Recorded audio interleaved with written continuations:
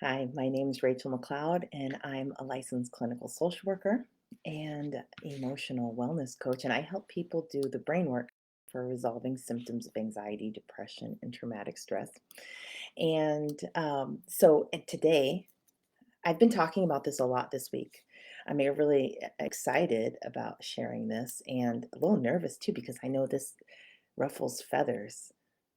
Yeah. And I'm kind of I've just been in the this topic has been a long time in coming and a long time for me personally to understand.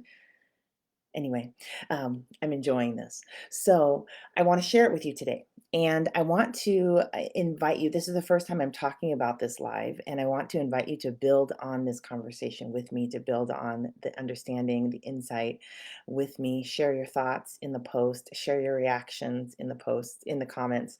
I am watching them. I will look at them. Like this page, share this video, talk about it with your friends, be horrified, whatever feelings come up, embrace those. And so here we go. Um, the title of this is here I go again with my titles. I'm going to flip back to another page to get the title. The importance of being judgmental for anxiety, depression, and traumatic stress recovery. Okay, really here, I'm really talking about and stressing the importance of being judgmental. Okay, that's what we're going to talk about. We're going to talk about judgment. We're going to talk about being judgmental. We're going to talk about the brain function behind judgment and um, becoming great at being judgmental. So, um, so let's get started. So, one of the things that you'll notice with anxiety, depression, and traumatic stress is that judgment is off. Judgment is malfunctioning. We are judging things to be unsafe that are safe. We are unable to judge for safety well. The judgments are inaccurate, they're unhelpful, and they're not happening. Okay.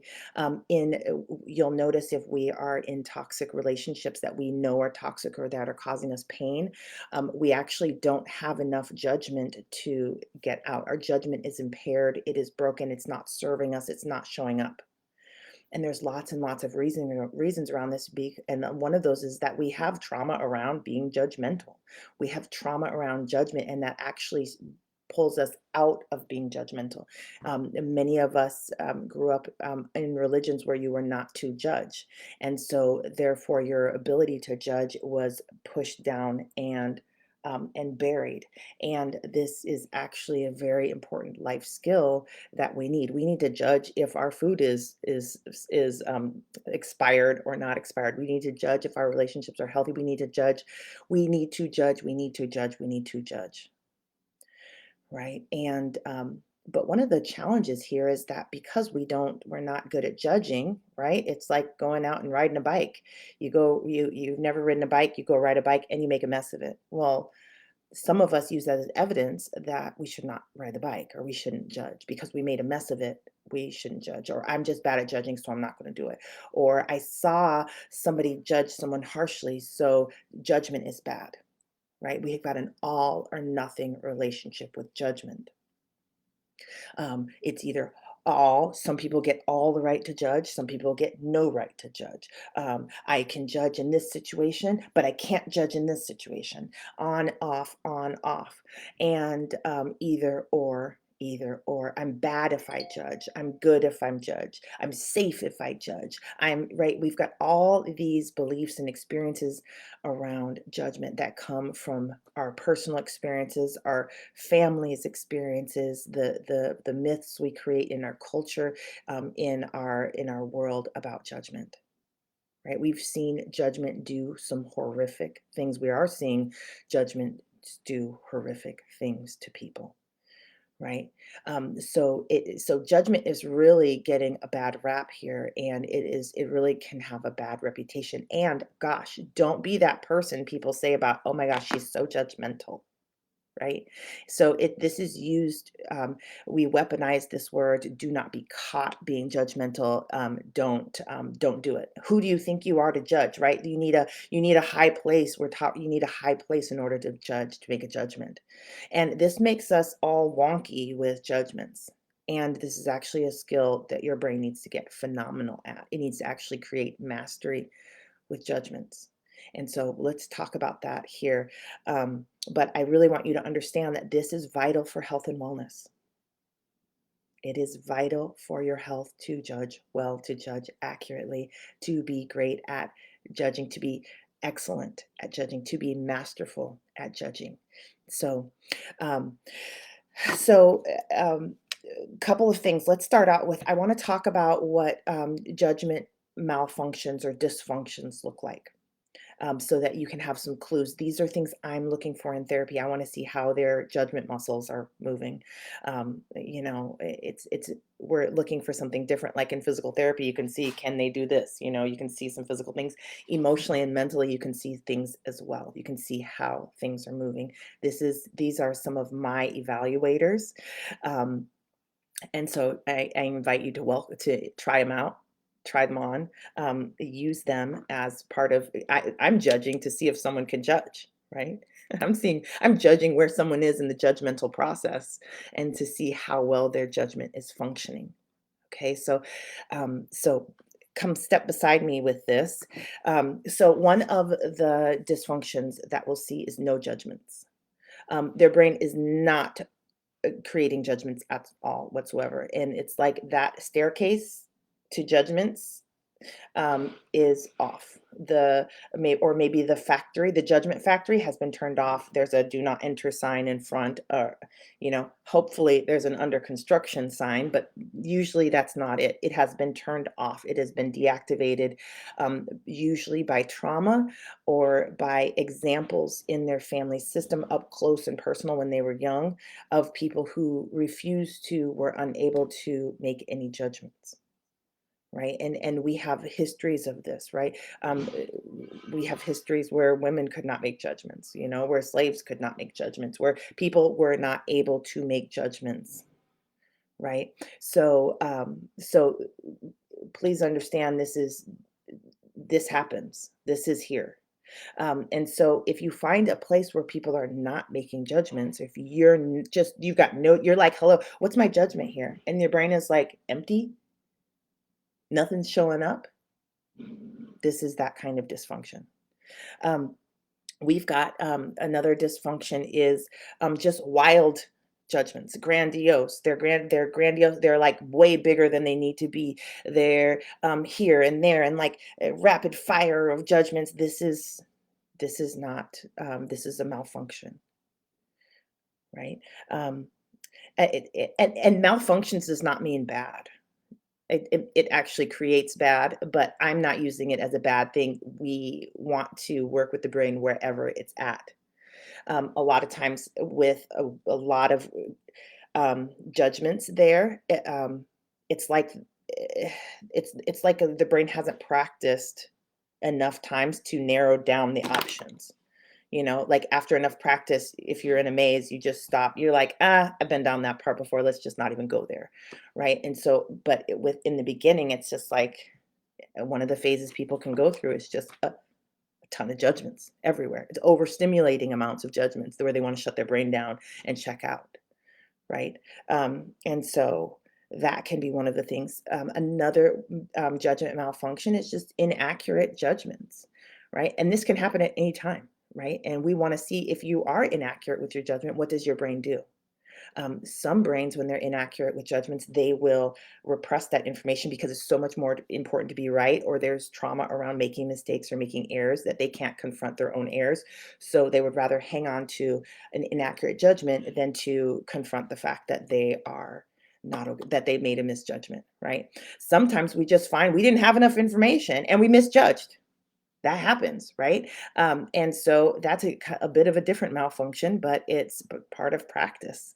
Um, and but sometimes we can't tolerate that. We might make an inaccurate judgment, so we won't even show up to the game. We would rather suppress and repress our ability to judge than try and encounter, take the risk of being wrong or inaccurate in our judgments. Um, so we can find all kinds of dysfunction around there. Um, and then we've got emotional judgments, where we want high level judgments, and we want them to have a nice construct. I'm trying to explain something that I feel when I'm hearing people's judgments, and I'm looking for, so I'm trying to find words for that. But um, we want to have the judgments. When brains are working with something, it will have a nice big emotional charge in this indicates like it's early in the function. It's early in the brain's process for integrating and understanding and working with that concept, right? Um, so we'll notice that, and then as it goes along, we'll notice the emotional charge shifting and becoming a less emotional charge and more energy. And then we'll also notice that emotion becoming information. And so as the longer the farther this thing gets through the brain's process, it's touching more parts of the brain, right? So one of the parts will put words on, another part will, like it's a little factory in there. This one puts a date, time, and understanding, and oh, this is from then, or this reminds me of my aunt Susie who did that. This, okay, it doesn't really belong here. Like it's like it becomes really pure and good, but then it also understands multiple perspectives. So it's not just all or nothing, and then it will make this whole panorama of options, and um, and then really start selecting from the best ones that also honor your values, your morals, because there's a part in there that will put your morals on it and your values and your beliefs, and you know um, it'll just have a nice, it's like fully decorated with all the brain parts. um, but that part in the beginning where it's just emotional judgment, this is also called emotional reasoning. It's one of the 15 common cognitive distortions on that list.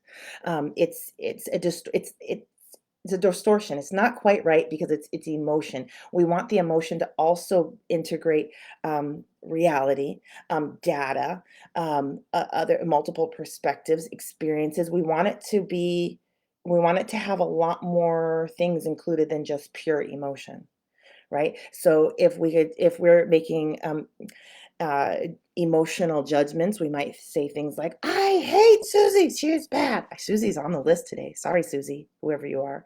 Um, um, I am so mad at Paul. He is always judgment, right? Those are emotionally driven judgments.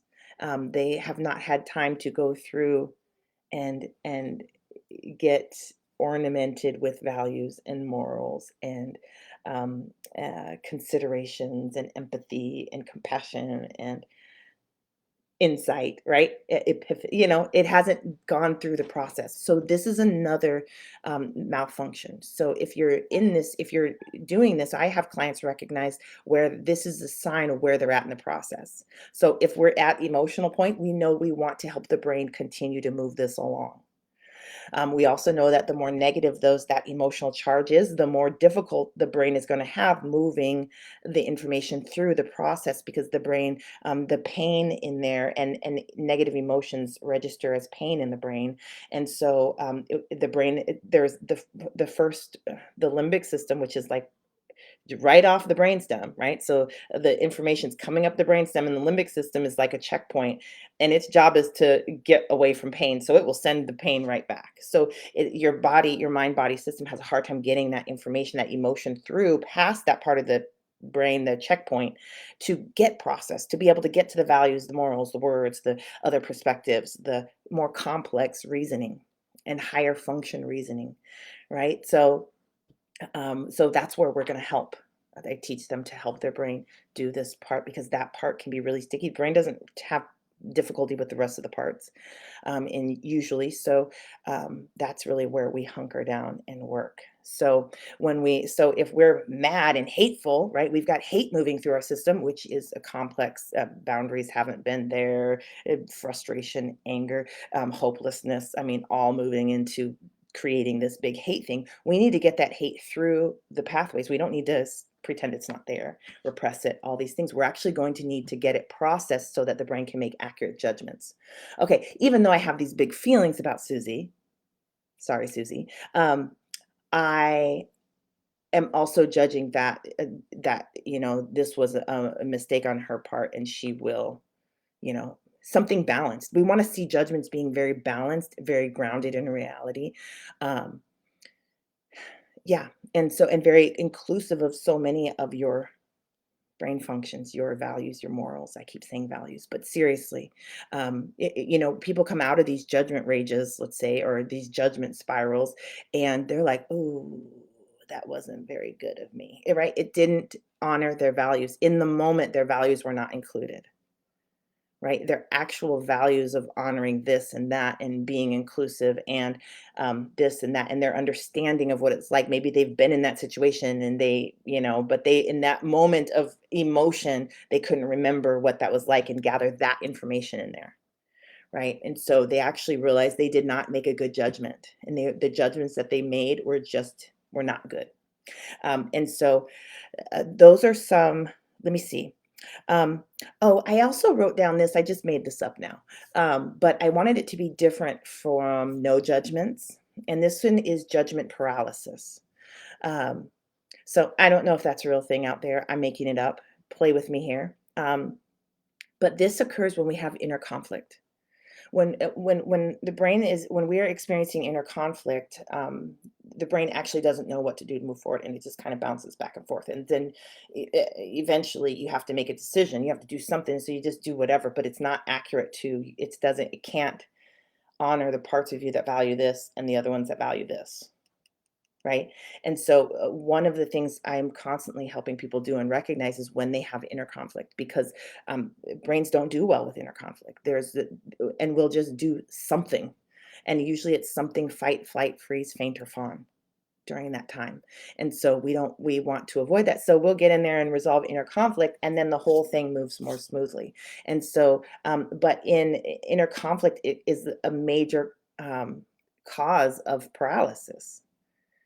Right? You got options, but I can't take any of them because I got my inner parts are warring with me. My inner values, I just and brains need that alignment and that integration of the two values and the resolution of the conflict in order to really move forward seamlessly. And so actually resolving inner conflict can really help all areas of your life, but it helps your subconscious programming move smoothly and be more excellent and more aligned. And it's just anyway, I could do a whole live on that one, and I will.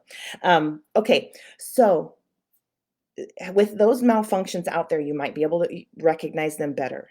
But I want to tell you about judgment a little bit here. Judgment, um, in in in my understanding of Chinese medicine, in my application of it, and I think I'm pretty accurate here. Um, uh, Judgment comes in the element of wood. So in Chinese medicine, is water, wood, fire, earth, and metal, or in whichever version I'm trained in. Okay, so first we have the emotions, and then we'll have judgment. We'll have wood, water is emotions, then we got wood, which is judgments. Um, in wood, when wood gets out of balance, we'll find anger, rage, frustration.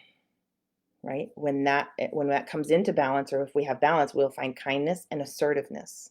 We're going to assert, and we're also going to get stuff done. Either one of these things, they're all get stuff done energy. Wood energy is getting it done, right? It's springtime. We're growing roots. We're growing branches. We're growing roots, fluffing out the leaves. We've got things to do, right? Um, and judgment is a big part of this, and it's because you're going to judge what you're going to do, right? You need judgment to do the thing. And so there's a lot of energy to do, right? Um, Also, the energy of anger, of frustration specifically, is what's not working. So when things aren't working and you got frustration, your system, your mind body system is reporting to the brain what's not working. Like, "Oh, let me tell you what's not working." And isn't that important? Don't you need to know what's not working? You do. If you're going to make some shifts to make more function, more working parts, you need to know what's not working. But haven't you also been in a place where you've got frustration overload and where you're irritable and you're snappy because you One, you're not tolerating the sensation of frustration in your body, and you might not be tolerating it because it's backed up and it's not actually flowing through because your limbic system is pushing out the frustration as your body's trying to send the message in. I have to tell you about this, right? And limbic system's like, absolutely not. That's too much pain, right? And so really in this stuff, some of this work with judgments is really getting that frustration processed. And that's why right here we're going to do we're going to work with opening the processor and getting your limbic system to let that frustration through because it's going to make your judgments more accurate.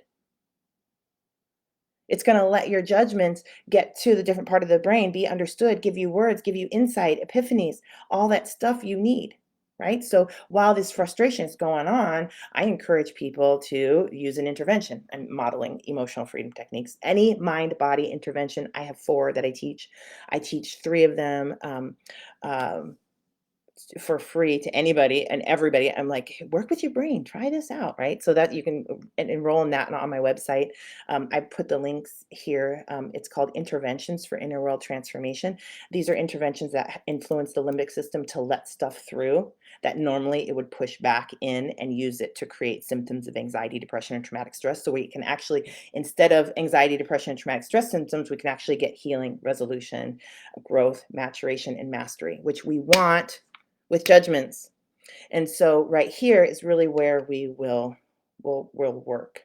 Um, so judgments. Wood. Okay, we're also talking about anger. Anger often is reporting boundary violations, where people are violating your boundary, where you're violating somebody else's boundary, where this is how you know you're being violated. This is so important. This is such a great skill. We need to be able to judge when we're being violated, and if we cannot get this anger energy, which is the information of boundary violations, through to the part of the brain that can actually understand it and do something awesome with it, then we actually don't get to integrate our that anger information, the information that anger is holding into our understanding of the world. And so what you'll notice in that is that people won't be able to make the judgments they need and they won't be able to take the action they need to get their boundaries respected and honored. And then, but if you'll watch them get that through, all of a sudden they start judging accurately. They're starting to say, "Hey, this is a boundary violation," or "Hey, they don't," you know. And some of this stuff is so subtle, and hopefully you're in a situation where it's subtle. If it's not, I mean, like subtle, like things like domestic violence and abuses of all kinds. That that's your brain needs to be able to register that. A lot of times it will numb it out, and so that you'll notice that you're staying and you're tolerating the abuse because your system is not actually able to do anything with that anger. And so, but if so what I help people do here is practice moving anger through their system. And so they're finally getting all these reports from their inner world about their boundary violations, and they're just updating. Their brain is updating. Oh my gosh, and this is why, and this is why, and oh my goodness. And then they're in the situation and they're navigating it in a way that brings things into alignment for them, and their boundaries get respected. And that is so creative, right? If you're working with narcissistic individuals, there's strategies for that. If you're working with narcissistic bosses, there are strategies with that. If you're working with people that just are not very boundary sensitive, there's strategies for that. If you're working with the most amazing people ever, and all of a sudden your system reports, "Hey, there's a new boundary we have here that we didn't have ever before," then there's strategies for that, right? But your brain is designed to equip you and with what you need, and so that your boundaries can be honored. And that is with this energy that of anger, rage, and frustration, right? Rage is pretty big stuff. It means that you haven't been able to move energy of the anger or frustration for a while, and now there's rage, right? And that's important information.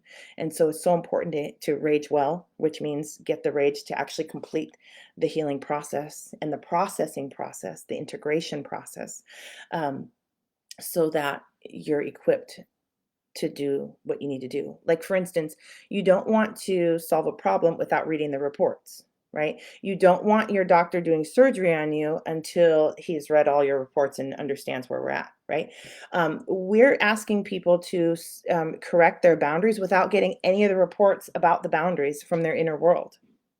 And that's not the way the inner world is designed. It's designed to give the report, right? The mind body system is designed the bodies to send these messages up through the limbic system and up to the prefrontal cortex and all the all the parts. Um, and so we want that. And so what we'll notice when that anger, rage, and frustration actually completes the process. So I'm going to say this really quick before I say make that point. Hear me well when I say this. With anger, rage, and frustration, we want to complete them. We do not want to suppress them, dissociate from them, distract from them. We can. That's okay. It's a part of the process. It's big stuff, big energies. But really, at the end of the day, the goal is complete. Not numb them out, repress, suppress, ignore, distract, scroll out, go mind numb. No, complete the anger. Complete. It's there for a reason. It's your team. It's your emotional intelligence. And it needs to get moved through your brain's natural healing, growth, mastery process. And when it does, you will notice things to be very different. Your judgments will be accurate. Your judgments will be timely. They will look like you, your values, your morals, not your mother, not your father, not society. They will be yours because one part of your brain's natural process is to authenticate stuff to you. You want to break patterns of being like your mother? Mothers are awesome. I'm a mother. I know. But, things need to be upgraded, and just because it was awesome for your mom does not mean it's gonna be awesome for you. You are a different person, right? And so but this is your brain's process of making stuff for you, right? And then and it'll fit really, really well because your brain does it. Um, and so these energies are part of judgments. And especially sometimes when we're really angry, we really want to step away from being judgmental. And it's not, they actually go together. And sometimes it's important to know when to hold the judgments. That's about mastering judgments. Where do you hold it? Well, it's not quite done yet. We're not going to open this pie and eat it yet, right? It's a big mush in there, right? That you're judging where your judgment is right now. You're just doing fabulous judgments, a judgment party, right? You want to be able to hold your judgments long enough for the process to complete, for them to really have time to bake fully, or and you want to another thing you want to be able to recognize, which will come, these are higher level judgment skills, is understanding your own biases and being able to huh, I think my biases are showing up here. And then to really take those and process them too, to pull out the nuggets of wisdom from there and integrate those into your boundaries, which will, I mean, into your judgments, which means that your judgments will be even that much better because they're inclusive of of your biases, and which would also highlight your blind spots. And then in response to that, your brain is like, oh, we don't know anything about this. Oh, I bet we should probably go get some information, or we should go talk to this person, or things like that starting to happen, that you're looking for a hole, like where that hole is, and you're filling it, which makes your judgments better, right? More masterful. It's a higher level of judgment creation. And your the results you'll get from your judgment will be better, will be healthier, and it will create more thriving in your life, more satisfaction, more fulfillment. Um, Another aspect of high level judgments is the judgment does it have multiple perspectives? One of the prefrontal, the higher level brain function, your executive function, one of its abilities is to see things from multiple perspectives. The limbic system does not. It does not see things from multiple perspectives. It only cares about you, your thoughts, your feelings, your needs. That's it. And so judgments really, when they are flavored with only that, we know they haven't really taken a whole tour of the rest of the brain. They have not been added. It's pretty self one perspective, which is great to understand and judge. that means you need that piece. So your judgment's been baking a little bit, which is good. You've got some good ingredients in there, and it needs some more, right? So we want to pull that judgment through your brain's healing process further. We want it to visit other parts of the brain. We want to get it past the limbic system and taking and doing all the things that it does up in the neural networks. But up once it gets past there, then it will start to see things from multiple perspectives. What if I was this person, what would it feel? What would this person's perspective, this person's, and then it'll take all of that and your own perspective and mix it all together for you. And then see Venn diagram. I don't know how to say that. I should probably figure that out. I didn't know that till right now. And in the middle of the place where all the points match up, yours and others, your brain will start pulling solutions from there, and you'll notice these win-win creations, opportunities to take place with your judgment, right? So this is super powerful. We want to get to that level of judgment. In volleyball, I train 14-year-old boys and under, and training them to block. And I'm encouraging them to guess where the ball's going and try to go over there. Even if you're wrong, it'll be fabulous because then you'll learn, right? That's one more, their brain will be like, well, why did I miss that? And, they'll watch the setter, and they'll watch the hitters better next time. And they'll grow, and they're going to grow in their judgment. And then you're going to watch them be 18 and make accurate judgments about who they're blocking and why they're blocking them. And they're reading the data, they're processing the data, which if we didn't invite them to make judgments there, they would be less practiced at judging. Right? And we don't want you to be less practiced at judging. I don't want you to stop your kids from judging. I don't want you to stop you from judging. Like, let the kids make mistakes with judgment when they're little, so you can help them with that. That's interesting, you know? And you can include other aspects in there. Like, did you see Johnny's face when you did that? Did you see, how did your tummy feel about that when you did that? You're starting to integrate their body and other people's facial expressions into that while they're little, so that they're gathering more data and processing more data to make more accurate judgments, right? So much of the trauma that happens in our experiences in elementary schools, we just didn't know what to do, right? We weren't practiced in those situations, which is life. That's what we're going to do, right? That's that other piece of when we make inaccurate judgments, or we make no judgments at all, or we're frozen. We can review those places and heal, as opposed to, well, I'm just bad at judging, I'm never going out again, right? Which happens. So these are ways we can really get the brain accurate. And then your brain is, when it's doing this as well, we are doing this with all kinds of symptoms. We want your brain to review the symptoms. One of the things is going to be more accurate about the judgment. Is that spider really going to cause my death right now? And before this gets through the process, yes, the answer is yes, of course, yes. And so I'm going to panic, cry, and scream and run.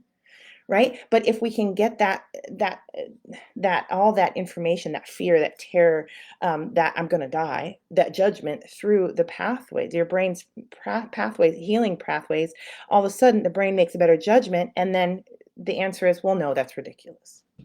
Or the answer is like, that could be a wolf spider. Maybe we'll, take that one out. I don't know what you're going to do there, but when I'm treating these things, and when I have treated spider phobia for myself, you go from phobic to not phobic. Like, I can take spiders out of the room. I've even hung out with spiders and looked at them, and as they've hung up by my space, I'm like, okay, and I'm fine. Right? Because my system is making accurate judgments now. It is not accurate that this is going to kill me, right? Um, the chances are not, we want accurate judgments everywhere. Please hear me say that. And this is part of recovering from anxiety, right? Are you really going to die right now? Is this really that terrifying? Getting that judgment running well, it helps the brain realize, oh, We are overreacting. Yes, we've been trying to say that this whole time for decades. But it doesn't matter till your brain figures it out, right? We want your brain to be able to figure this stuff out. And so we're going to work the judgment process. We're going to work it, work it, work it. And all of a sudden, you're going to watch symptoms of anxiety, depression, and traumatic stress resolve and just disappear, just stop. You're actually able to do a healthy, rational thing in the moment because your brain gets it. Your mind body system have come together, discussed it, and understand it, and are now your brain is like, I get it. I'm going to make a new way of being, and you'll watch that new way of being show up in your life. That is recovering. That is healing. We're healing the wounds, we're healing the misjudgments, and we're building healthy judgments, health, health, health, healthy ways of being, authentic ways of being. That's what we're doing. So, if so, this is one of the things that are part of how I help people recover from symptoms of anxiety, depression, and traumatic stress. This is the brain process I'm working. This is what I'm teaching people to do in my program, my four-phase program, Inner World Transformation. It walks people through the exercises of getting their brain to do the things and create accurate judgments and to resolve symptoms of anxiety, depression, and traumatic stress. And so when people get equipped with this and in my program, you will watch symptoms resolve in days and weeks instead of months and years. And so, because brains are ready to do this, they just are missing this one piece. And once you add that, there's just no limit of healing your brain can do. So, if you are interested in wanting to take that journey, that is a self-guided journey on using my program this is the program I use in therapy. This is the program I use in my coaching programs. This is how I walk people through resolving their disorder and creating the life that they desire. And so that's available. I've added the links here. You can find it on my website at rachelmccloud.com. And that's spelled like Rachelle. So RACHELLEMCCLOUD.com. And yeah, and you can begin your inner world transformation journey today.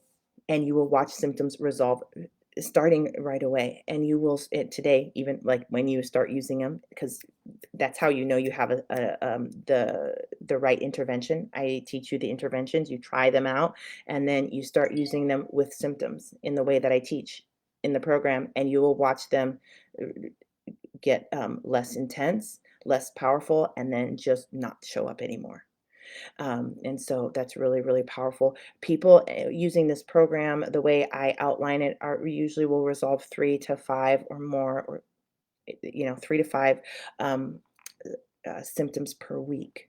And so you're really quickly gaining back time spent from brain malfunction and misjudgments and hurt conversations. And gosh, it's just so replenishing to stop these malfunctions. And so, let alone the program helps you learn to rebuild function as well, stuff that hasn't been built yet or got um, um, injured along the way.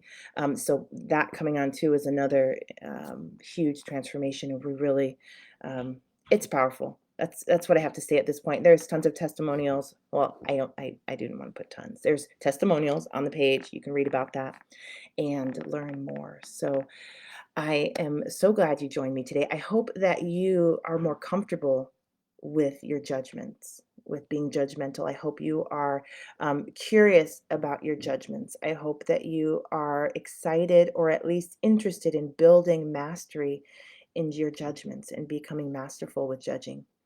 And yeah, that's it for me. I'll talk with you later. Thank you for joining me. Bye.